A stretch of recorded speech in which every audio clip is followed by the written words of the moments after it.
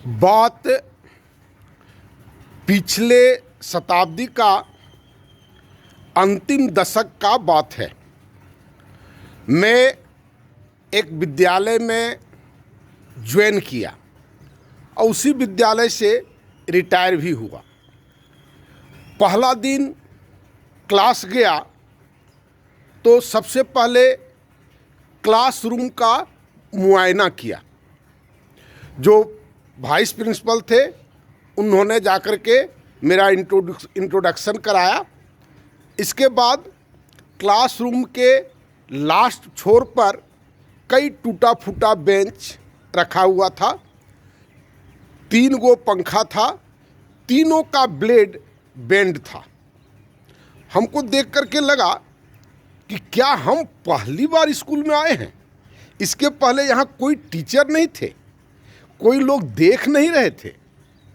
Class में कुछ बच्चे शरारत के तौर पर पैर डेस्क पर रख करके बैठे थे।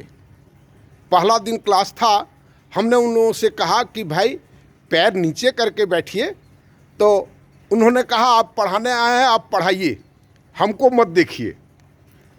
तो पहला दिन क्लास था तो हम कहे देखिए हम भी पढ़े लिखे आदमी हैं, हम पढ़ाएंगे और बहुत अच्छी तरह से पढ़ाएंगे।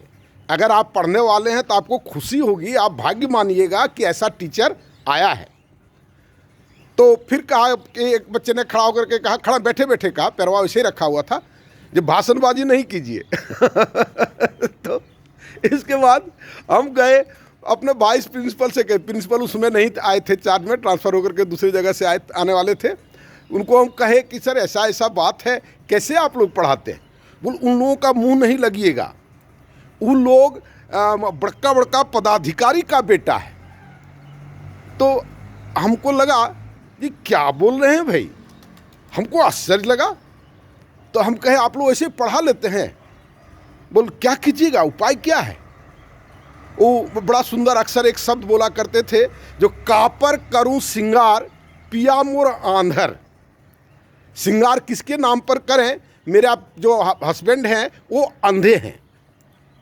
हम भयानक अंतर्द्वंद में आ फंसे। हमको लगा ये सब टीचर जाके पढ़ाता है, वैसी स्थिति में पढ़ाता है, और इसके बाद हमको लोग कहते हैं कि उनसे मत उलझिए। तो हम इसके बाद उन बच्चों को बहुत समझाने की चेष्टा किए। प्रिंसिपल नहीं आए थे, उन लोगों के गार्जियन को बुलाए, पेरेंट्स से बात किए। तो उसमें से कुछ पदाधिकारी थे, तो पदाधिकारी को आचार्य से बात करने में बड़ा अपमान महसूस होता था।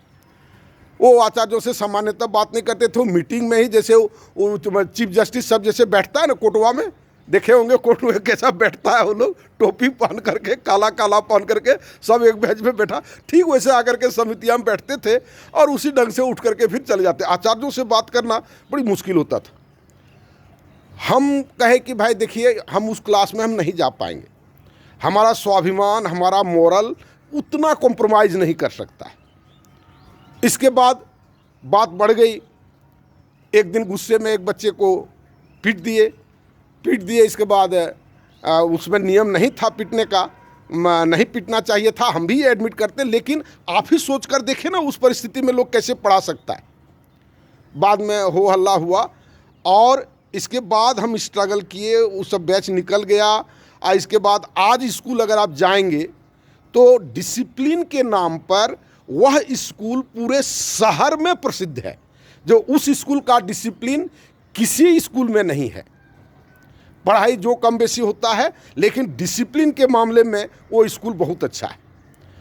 तो कहने का मतलब ये है कि हम कॉम्प्रोमाइज़ करते रहते हैं, हमारे स्वाभिमान को ठेस नहीं लगता है।